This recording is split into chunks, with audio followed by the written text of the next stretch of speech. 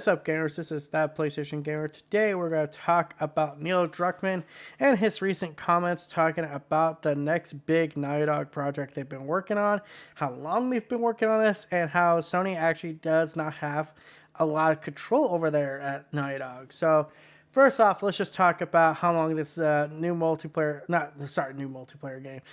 IP they've been working on has been in development. It's been in development since 2020, so we're in about 4 years now. So I would say, if I were to speculate, if I'm putting my speculation hat on, I literally have a hat right here, so you know what, right? Put a hat on. If I'm putting my speculation hat on, I would speculate that we could see their multiplayer game. Multiplayer game. Why am I got multiplayer game in the fucking tip of my tongue today? I could see their new game being announced next year, maybe 2026, but then the following year it'll probably release. And if that's the case, it kind of lines up with what we've been hearing from Sony. Sony wants to have they want to have a major game every year going forward. Like, for here on out, they want to have a major game every year. No more fucking slowdown. Like, they want there to be like one big marquee title that is like, hey, this is the thing you're looking forward to the most if you're a PlayStation guy. Now, granted, they thought that with something like Concord, and we know how that went. But then, you got the rumors of the Horizon, multiplayer game in the works and possibly coming out next year. You got Ghost of Yote next year. You have third-party deals to have, in the process, like Death Stranding 2.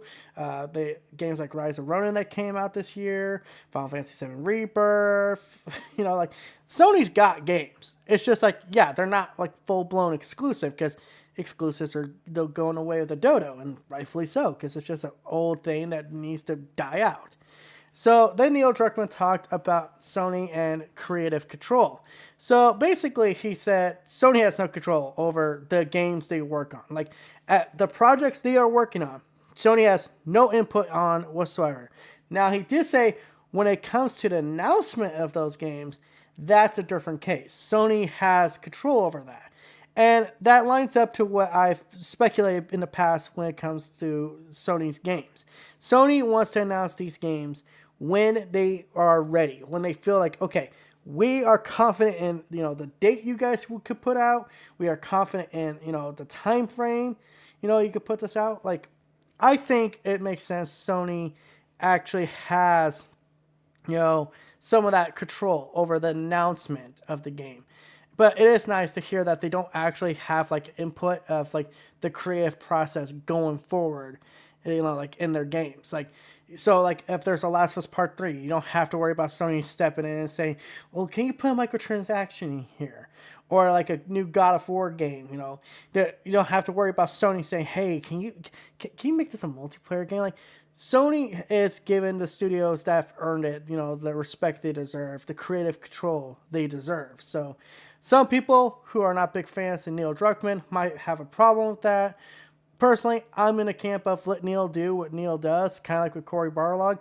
The motherfucker makes good shit, and at the end of the fucking day, his work speaks for itself. Yeah, The Last of Us Part 2 might be one of the most controversial games out there, but as a certain book title says, controversy creates cash. So, yeah, that's all Neil said. He didn't really say anything. Just outside, like, it's a new IP.